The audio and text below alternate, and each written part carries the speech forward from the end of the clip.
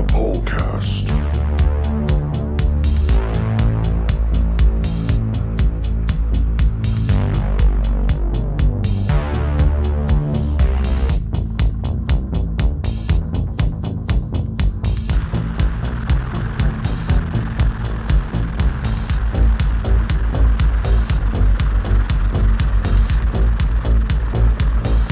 Good afternoon, North America, and welcome to the Polecast.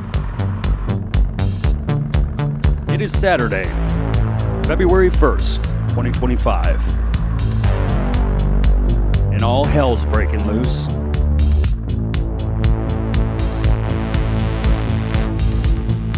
We got Marines mobilized on the southern border, and planes falling out of the sky.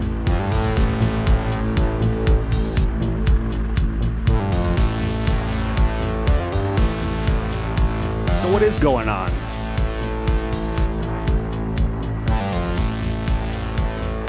Are we somehow in the end times, or is this just the way it's going to be from now on?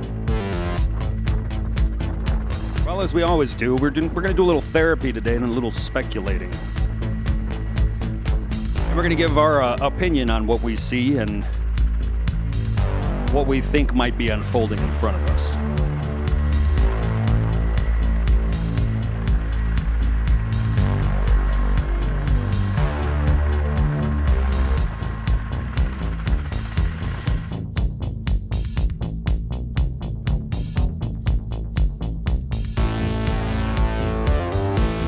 Hello, America, and welcome in to the Polecast for this Saturday. It's a warm one today here in the Panhandle of Florida, the last free state in the Union. It's quite the change from a week and a half ago when we had 5 inches of snow on the ground. But I'd rather be sweating a little bit than freezing my ass off, so I'll take what I can get. I'd like to also welcome in Mr. White to the show this evening. He was gracious enough to come in with his time and his knowledge, his skills. And Mr. White, if you could say hello to everybody. Greetings. And right off the bat, before we get hot and heavy into some of the stuff that's been going on over the last week, we're gonna talk a little bit about firearms. Mr. White wanted to present a new gadget that he's got, and I'm all for that. He can show it there up on the screen. Mr. White, you want to go into this real quick? Yeah, so quite simply, this is it's called a SIRT pistol. So essentially, it is a replica of a Glock pistol. I believe it's a Glock 45. So, and it's just a laser pointer, essentially. And The cats would love that. they do.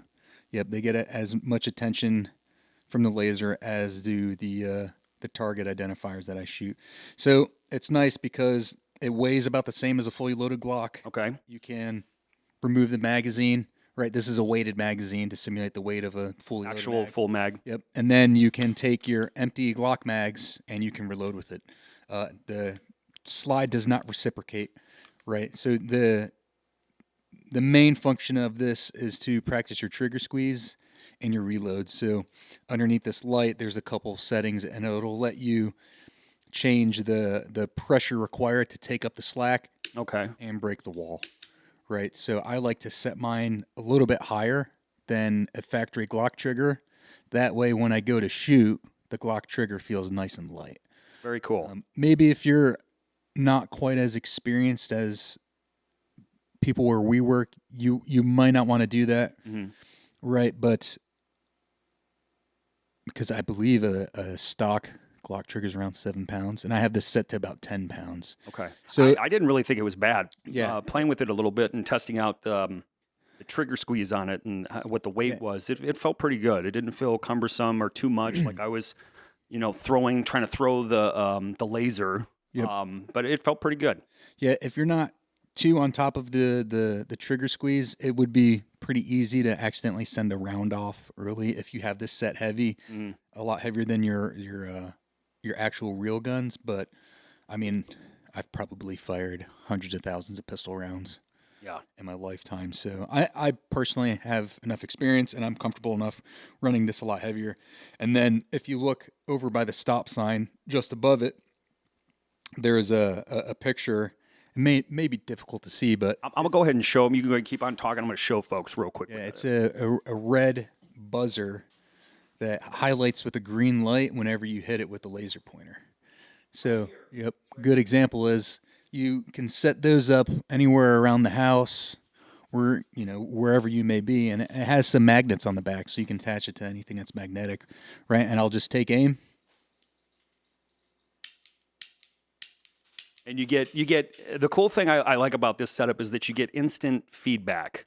Whereas something like a Mantis X, I don't know if a Mantis X will do that, but you get instant feedback, and the puck's relatively simple. Where you can just like Mr. White said, you could throw it up on something metal, and you could position these within your house to kind of teach yourself how to clear your house properly. Would you say that's accurate? Yeah, so especially if you have, someone else living in the house with you, you could order a handful of those and you could be like, hey, hun, set these up randomly throughout the house That's a good idea. at Yeah. approximately chest level locations, right? So then, you know, even if you don't know CQB, at least you can go through your house practicing looking for a target, finding it, fixing it, and finishing, right? Yep. So, yeah, and I believe those are, I think it's $10 each, or maybe it's 20 for For the two. puck? Yeah, I think they come in sets of two. And I'm gonna order more because like I'll practice for 15 minutes Uh-huh. in my room, and I have one of those stuck to my gun safe. But then when I'm on the computer in the evening playing video games, anytime the game is loading or there's like a lull in what we're doing, I have this next to me, and in the living room up on the mantle above the fireplace, probably 15 meters away, I have another one of those. So I'll just sit there, Plunk away at it. and I'll click away, right, and it's behind. So real quick off topic before we get into the big question of cost. What games are you playing exactly when you are gaming? Just out of curiosity. Right now would probably be Helldivers 2, a little bit of Star Citizen when it works, and then Arma Reforger. All right, okay, I get cheers to that. I can get down with that. So, with that being said, what is the cost of this particular So setup? this, I believe, is the CERT 115. So this is optics ready. You can see it's cut for an optic. You don't have to run an optic, right? Like if I was to pull the optic off, I could still use the iron sights to train with, and then at a later time when funds are available, Yep. you can buy a red dot to put on here, which I highly recommend. A red dot's going to make you a much better pistol shooter because the red agree. dot moves around a lot. And it gives you real-time feedback that you don't get from iron sights. So you can literally see yourself shaking. You can see, you can see the red dot dip. Yeah. When you have a bad pull, the red dot will move off, and it's a really good real-time feedback trainer that you don't get from iron sights. And I believe this one's cut for an RMR, which is one of the more popular red dots that people are putting on their pistols. And I believe there's a company called Wolf X Pro, maybe. Okay. They make an optic that will fit this cut for like $100. It's not something I would trust with my life, at that cost, but for something that you just train with, you could throw a $100 red dot on here, this is just for practice, and then take that money and then you get yourself a much nicer red dot for your, like a duty gun or a protection gun. But yeah, this is around $450. And I believe the green laser is around 500. And you can get cheaper ones that don't have the cut in there. I think the one without the cut's like 350 or 400. But everyone's kind of moving to red dots on pistols as like a standard. So highly recommend to spend the extra money, get the one that's cut for this, right? And then whenever you have more funds, you can simply add a red dot later. And ever since I've gone to red dot for, my dry firing and practicing, I've become a much better pistol shooter than I would be if I just stayed on iron sights. Very cool. Very cool. And so, like Mr. White said, this is not an actual working pistol. This whole setup is designed specifically. There's a laser in the barrel, so it's a non-functioning pistol. And I think for the price, what you get, I mean, I thought it was real when I first saw it. I thought it was just you swapped out the upper, and then it was just a lower that you had that you And like mounted it on. this is $450, and I believe 9 mils around like 25 to 30 cents a round. Mhm. So it's like this is going to get you 1,500 rounds worth of ammo or infinite trigger squeezes, Yep. right? And it's just like anything else. Like you're not going to. Majority of people can't. They don't have a subject that they're working on, and then they don't do their homework and show up to the test and pass it, right? Yeah. It's the same thing when it comes to marksmanship, more so pistol than rifle. Yes. You have to do your homework if you want to show up to your exam and do well. Yeah, you're not going to lay in the prone really using a pistol. You're not going to have that opportunity to do that. So and what you're saying too, as far as like the optic, putting a cheap, I don't want to say cheap, but Budget. a budget, inexpensive optic on there that you're going to keep on that setup because it's not a working pistol. And then when you do, like Mr. White said, you have funds available, you can get something a little bit nicer. The dynamics are still the same, so it's you're training yourself to hone in on that red dot, and it's getting yourself from familiarization with it and just repetition and muscle memory. Yep. Would that be correct? It's the draw from your holster. It's manipulating the magazine release, grabbing a new magazine, inserting the magazine, right? And what I'll even do is, because I'll have a concealed carry pistol, a Glock 48. I do 15 minutes a day of dry firing. So 5 minutes, the first 5 minutes is the Glock 48 from inside the waistband underneath the shirt, which is not this. That's separate, right? I don't want to buy another one of these. There's no need for me to replicate that. I can draw, squeeze off a dry fire, rack the slide, reset it. Not a big deal. And then I move to this. This is outside the waistband, right? So I have a holster that's outside of my belt. Yep. And then I'll have a long sleeve or short sleeve shirt that I wear over that. So that would be as if I had a jacket on. Yeah. So that's another 5 minutes where I brush the jacket aside, I grab the pistol, and I present. And that's where this comes into play, right? And then the next 5 minutes is full kit in the sense where I have my belt like I had on today, where I have an external drop leg holster from Safari Land, and I have my M4.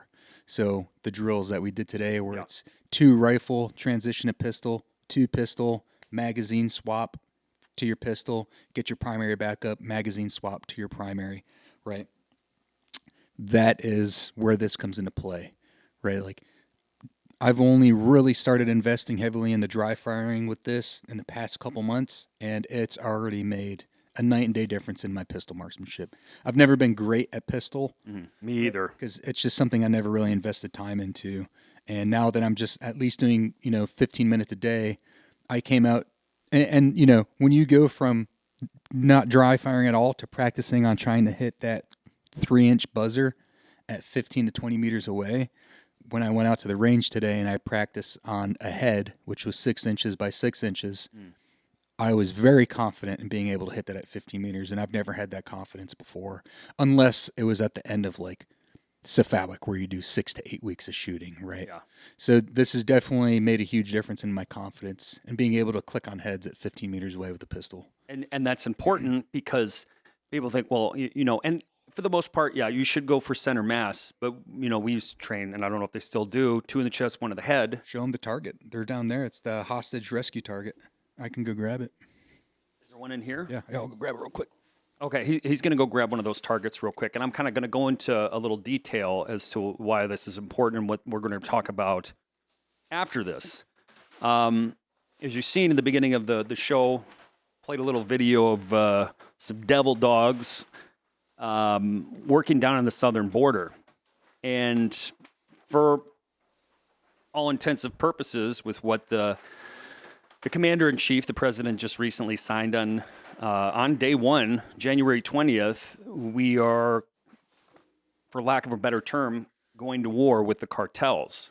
And this is something that, in my own opinion, is not going to be as easy as people may think it is. And so go ahead, Mr. White, real quick, before I jump into that, if you want to go ahead and show them what you're referring to. Yeah, so this is called an HPLP, so high percentage, low percentage.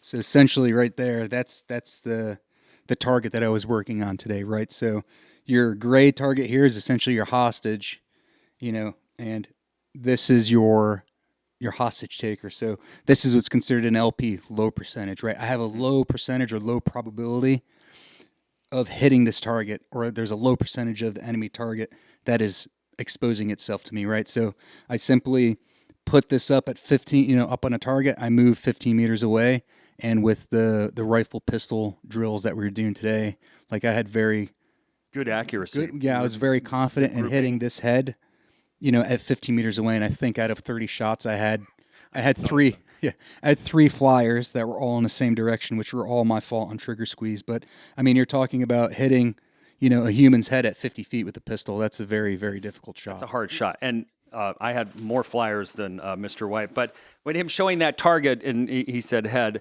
for those of you looking at that target and are somewhat of have a perverted mind, the gray target was not going down on the black target. In case anybody, the gray target is facing you. Yeah, he's facing. So it's a hostage type of situation.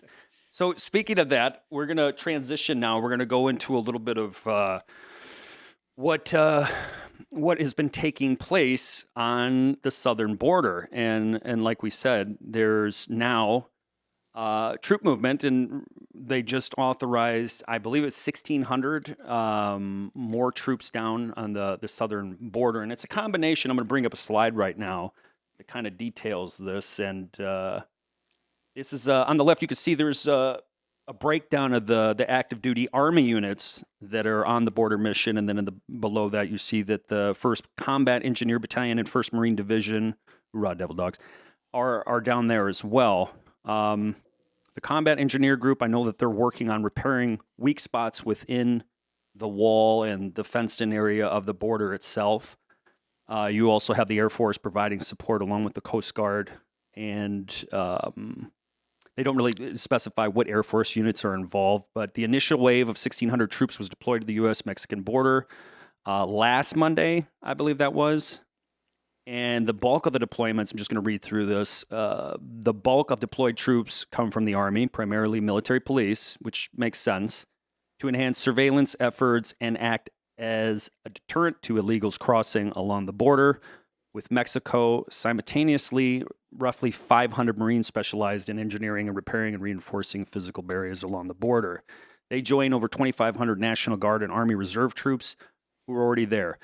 In addition to that, defense officials confirmed to military.com that the 82nd Airborne Division 3rd Brigade Combat Team out of Fort Bragg, North Carolina, have been preparing for mobilization since last week, as well as elements with the Fort Drum 10th Mountain Division. So we're starting to see a lot of movement on the border, and I did see some numbers, and I forgot to put the numbers in there as well, of just how much of a decrease in border crossings just from last month alone. Actually, not last month. I go back into December. I mean, it's several thousand interactions with illegals crossing the border, and because there's a larger presence of Border Patrol and now military, we had last week. We had an engagement where you had cartel members taking pop shots at the Border Patrol. And I'm going to bring up the next slide to kind of detail that a little bit. And I think in general, a lot of people maybe have a misconception of, there's one cartel that's down in Mexico. And we're just going to kind of focus in on Mexico because they are our neighbors to the south and they're an important trade partner. We have a lot of relationship with the country of Mexico. And the proximity kind of, it could be problematic. And you look at some of this information on there, there's approximately 198 armed groups identified as cartels in Mexico. And the one we're going to kind of focus in a little bit is the CJNG. And I got a little video I'm going to play after we go through some of this information. But I wanted to highlight, obviously, I mentioned the exchange of gunfire with cartel members on the border. And this right here on January 27th, 2025, at approximately 1:29 p.m., Border Patrol reports shots fired in Fontana, Texas. A U.S. Customs and Border Protection spokesperson told Newsweek in a Monday statement the scene remains active. No injuries were reported. And that's about all the information they have in there. And right off the bat, good on the president for coming out and saying we're going to enforce the nation's immigration laws. This is critically important to the national security and public safety of the United States. And obviously, if anybody's been paying attention, that was a non-factor for the last 4 years, which allowed millions upon millions of people to flood the gates of the United States. Like I said, we're going to focus in on the CJNG. And, there's a lot of movies that depict cartel members, like the lower level, the henchmen, the soldados of the cartel, as kind of, backwoods individuals that maybe aren't that high speed. But I don't think that's necessarily the case. And especially when the CJNG in particular, the guy who is like their leader, I think his name's El Hecho, I think is his name. And they've got a $10 million bounty on that guy's head right now. But he's rolling deep. It's not just like they're on the back of some, Hilux or something like that. They actually have quite a bit of firepower. And what I'm going to do right now is show a little video that kind of illustrates that point.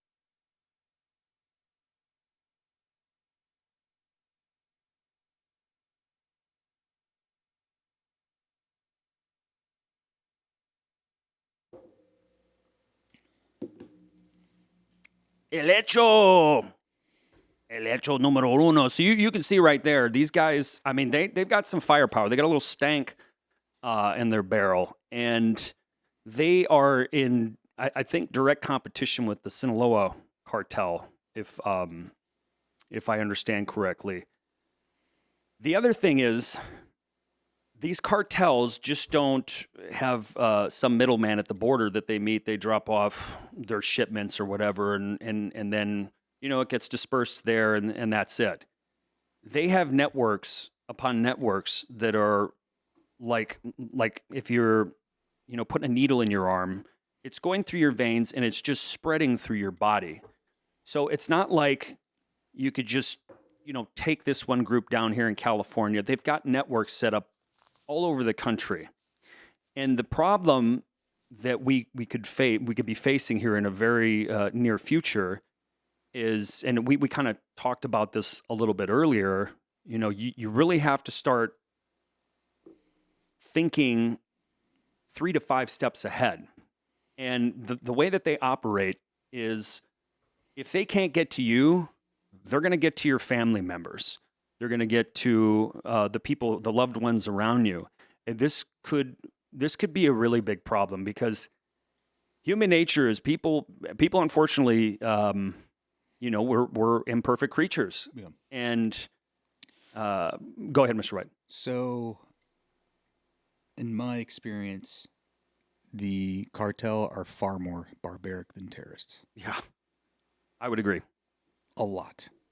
Like, if people think that, Al Qaeda and the Taliban are evil, then, man, then there isn't even a word to describe what the cartel are like. Like, these people are the definition of as evil as it gets. Mm-hmm. Because some of the videos of the things I've seen them doing in public are Yeah. just absolutely barbaric savagery. It's literally insane.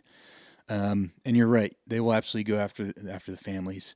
And a couple years ago, I had the privilege of training Mexican Tier 1 units, and these guys actually were the unit that had their helicopter shot down by CJNG in 2015. Right, like Yeah. they shot down a Black Hawk, a Mexican Black Hawk, I'm pretty sure. And they told a story of when they surrounded, I believe it was El Chapo's son, around that time frame, 2015, 2016, 17. And because, like you're talking about, their network extends far deeper than anyone can really imagine. When the Mexican Special Operations Unit was able to pinpoint the location of like El Chapo's son or Guzman, I can't remember the name. Yeah. I can't either, but The Mexican SOF does their best to keep their planning and their intel and all their organizations that target these individuals as cellular as possible, so there isn't any intel leaks or data leaks, right? mm-hmm. But as soon as they pinpointed where he was, the cartel knew, right? And they realized that they didn't have enough time between knowing and the Mexican soft unit showing up to move him away, and they knew there was going to be a gunfight. And essentially, from the time where the Mexican soft unit took off and encircled El Chapo's son, Mm-hmm.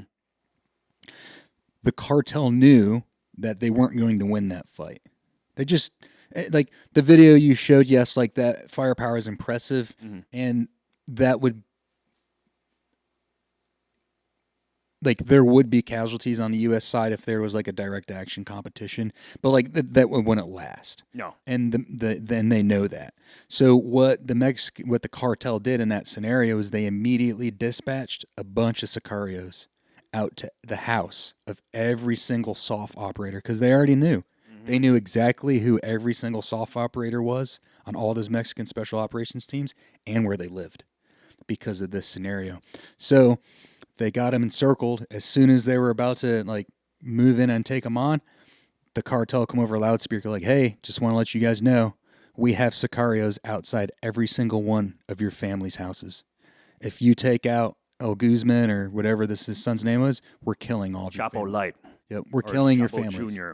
all of them." Yeah. And they eventually let him go. So the unit commander on the ground agreed to it, let him go. It, So it that puts way, people in a Yeah. very shitty position. I mean, people can say, "Oh, fuck the cartels." And I've been seeing this a lot on X. People are like, "We're gonna decimate them. We're gonna, just steamroll them." And yeah, we could. without additional context, toe to toe, absolutely. There Yes. not a single, cartel unit of action, or however they're organized, that could go toe to toe with Army infantry, Marine Corps infantry, Special Forces, Rangers, SEALs, Delta, right? But they know that, And they don't fight fair. and they're not going to do that, right? Like there may be a handful of instances, like let's just say it does kick off in a direct action where we actually large scale, combat operations against the cartel. Mm-hmm. There would be a handful of operations up front to where we catch them with their pants down and we fuck them up. But the reality of it is they are exponentially better funded than any terrorist organization on the planet is. And if I'm a cartel and I know I can't go up against my enemy toe to toe and win, but I don't have any rules I have to play by, I'm immediately going to disband all of my networks across the entire area where I think U.S. forces are coming through, and I'm going to give all of my Sicarios $150,000 cash. The big, hey, you need to go take out this guy's family, this guy's family, this guy's family. That's all they're going to do. They're going to completely disband and start taking out federal employees and DOD employees, service members' families. That's what I would do. And I totally agree with that. That's why I said too, like they're thinking 3 to 5 steps ahead. These are people that have built tunnels underneath our border there was that one tunnel they just found, I want to say in El Paso. 10,000 people coming across it every year. They have the budget to disband for years, almost indefinitely.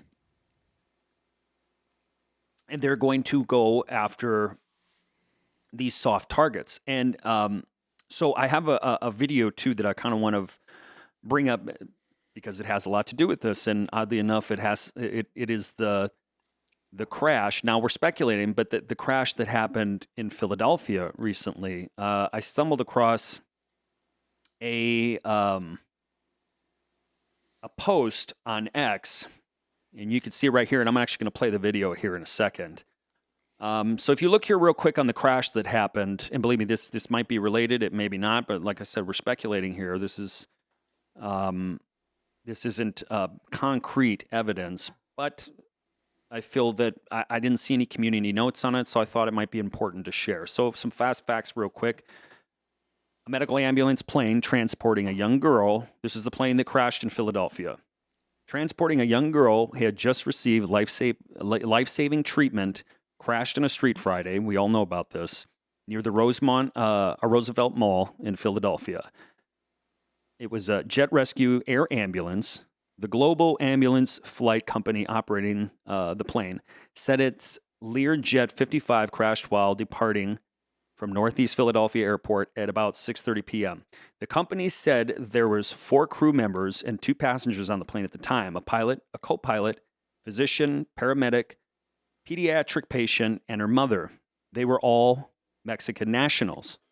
So this post here on the right, I saw today, and on the audio, it's somewhat mumbled, but it appears that somebody's making reference to, and it's kind of ambiguous, it's not really directed towards anybody other than the fact that he comes over the radio and says, "You're fucking around with the wrong people." Yeah, it's almost as if he covered his mic.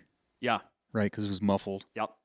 And what that means exactly, I don't know. You look at the actions that President Trump took on day one, laying out guidelines for the State Department to label these cartels as terrorist organizations, and he gave them 14 days. So we're getting close to that timestamp. And what I'll do right now is I'll play that real quick so folks can actually hear what was said, and you determine if if it sounds like he is actually saying that, or if we're just blowing smoke. 56 Northeast Tower.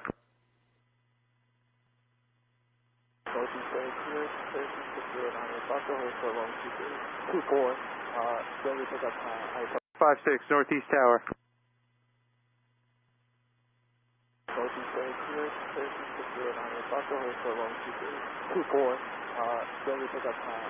Five six Northeast Tower.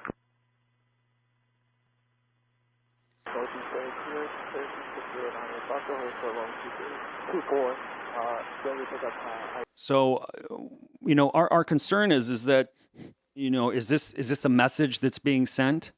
Are they, slowly starting to say, okay, well, if they're going to come at us, we're going to make it a little harder for them, and we're going to start doing, bad things, essentially.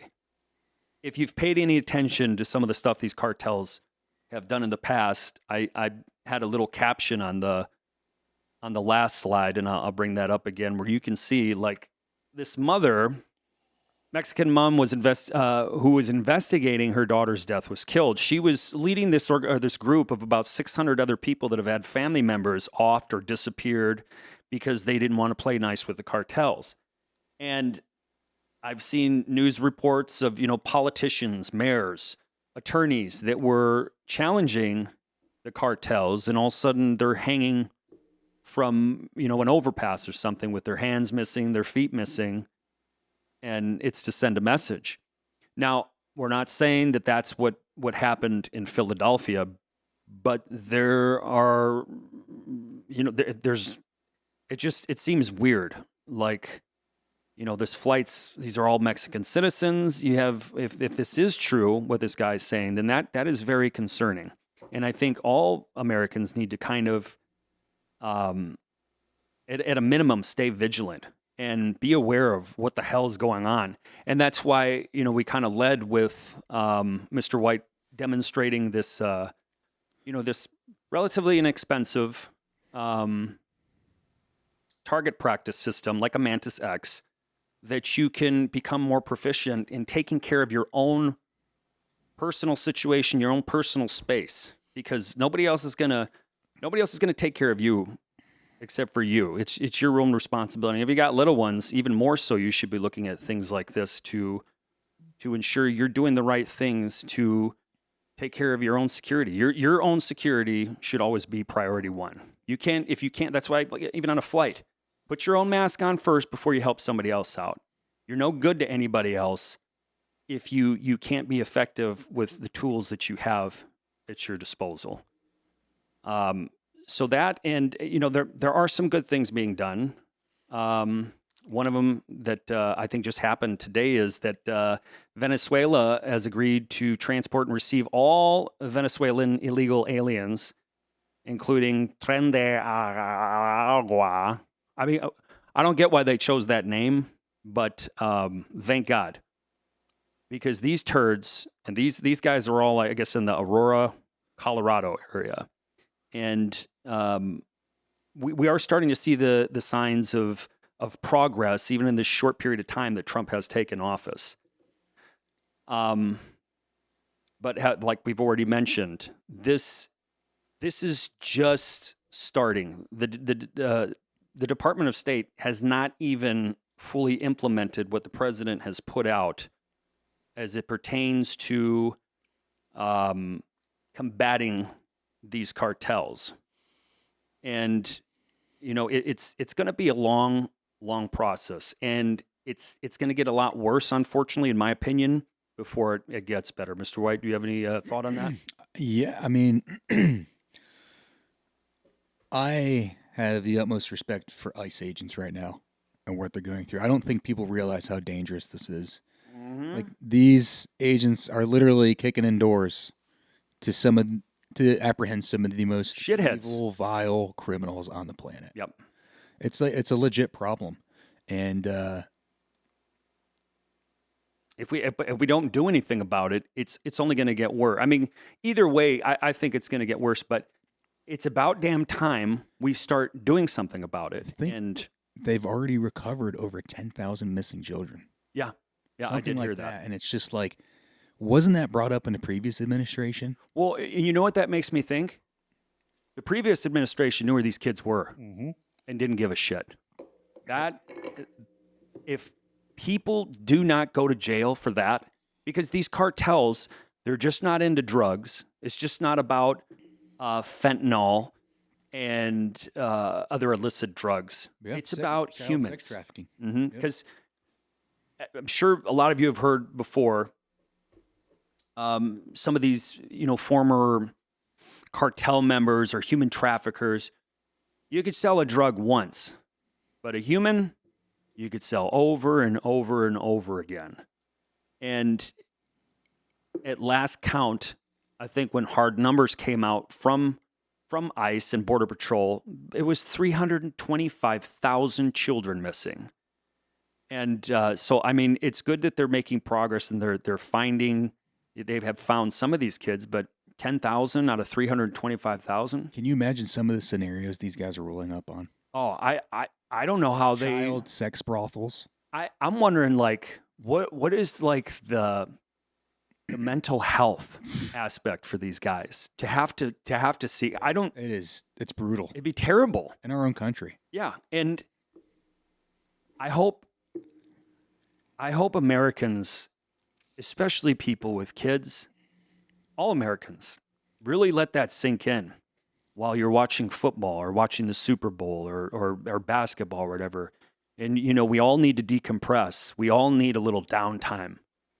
But I know in my own community where I live, there's people that are, you can call them indentured servants, essentially. Mhm. And there's this area in particular, there's a lot of Chinese and there's a lot of Russians.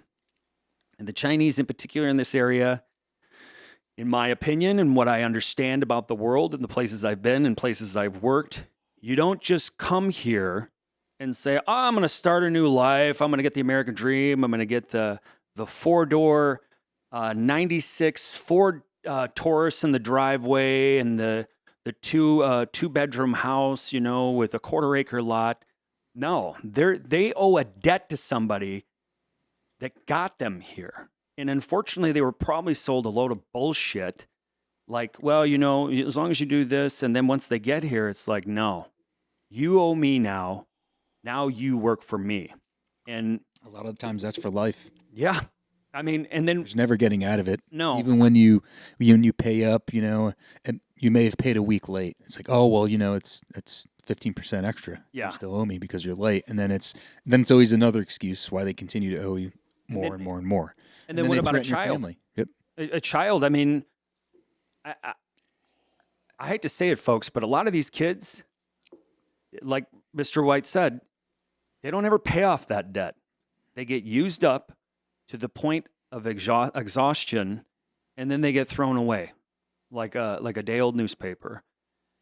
And I pray that we continue to make progress on this. But the cartel thing it's really scary, and that's why we came in today to kind of talk a little bit about this.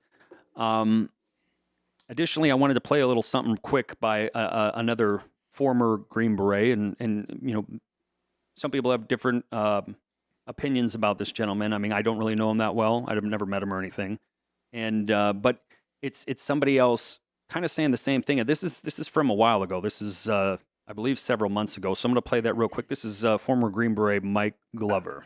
But if we go to war with the cartels, they already have likely millions of people infiltrated into our country who would potentially be proxy agents to operate on their behalf. Guys who are couriers, facilitators, henchmen, just fat dudes who are just quiet because they're just pushing the drugs, who might get orders to create chaos and calamity within the country. Now, Chaos and calamity within the country. And that's essentially what we just said, that they have networks that are set up in every major metro area in the United States and in smaller areas as well. And if that is the case, there's really nobody they can't get to. And to have a situation like that where you don't know who's on the dole. We all know people that have issues with drugs, and obviously they're getting it from somewhere. And those people are getting it from somewhere. And it is a chain that goes all the way down to the supply point. And usually those cartels are the start of that supply point. And if we can break that, great. But we have to be very careful in doing that. And I hope that we are able to make progress and that we are able to protect those, like Mr. Whitehead said, these ICE agents, these DEA, these border agents, because a lot of them, especially the border agents, a lot of them are Hispanic. A lot of them have ties to family in Mexico. And, these cartels, they know that. And it is a soft target for them. And we really need to make sure that we're backing these guys, and that we're doing the right things. And if you see something in your own community, say something, because that's the only way this shit's going to change, in my opinion. Mr. White, do you have anything to add? Well, I think this is going to be a short episode for today. We just kind of wanted to talk a little bit about this upcoming border war. And like I said, the president signed this on the 20th of January, and he gave the State Department roughly 14 days. So we're going to see what's going to happen here in the next several days. We had some interesting stuff too that we wanted to talk about as far as the DC crash. We didn't really get to dive into that, but maybe we could do a update sometime during the week. But I did want to do one thing before we call it for today's episode. I wanted to kind of end on I guess on a lighter note, and to give people hope and to let them know there are individuals out there that, you know, might be considered like superhuman, maybe Matt Damon-ish from Good Will Hunting type of individuals. So we have a little video that we're going to play for you now to kind of give you a little hope in this darkness that's kind of covering us right now. I speak 8 languages. I know algebra 1, 2, and 3. I never graduated school, never made it past the 5th grade. I do mathematical equations and the quadruples of algebra without even doing it on paper. You know, you ask me mathematical question, I bet you I can tell it to you right off the bat. 12 times 12. 12 times 12 is 91. 12 times 12, I'm sorry, 12 times 12, 909,967, 909,968. It's 21,792. It's closer. 91? I don't know, I haven't slept in a few days. It's kind of been crazy for me. But 12 times 12 is 24, right? Okay. No, 12 times 12, 28.